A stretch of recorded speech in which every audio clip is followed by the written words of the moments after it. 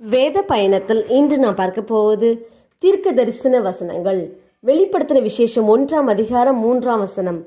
இந்த தீர்க்க தரிசன வசனங்களை வாசிக்கிறவனும் கேட்கிறவர்களும் இதில் எழுதியிருக்கிறவைகளை கை கொள்ளுகிறவர்களும் பாக்கியவான்கள்.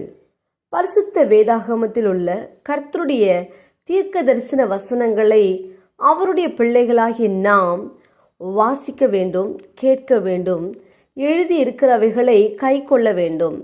அப்படி செய்கிறவர்கள் பாக்கியவான்கள் என்று கர்த்தர் சொல்லுகிறார்.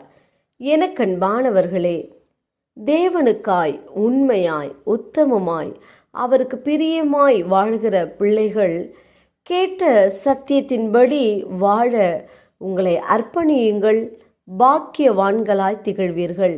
நாம் ஜெபிப்போம். அன்பின் பிதாவை கேட்ட வார்த்தையின்படியே நீர் எங்களுக்கு செய்ய போகிற கிருபைக்காய் ஸ்தோத்திரம். இயேசுவின் நாமத்தில் ஆமேன்.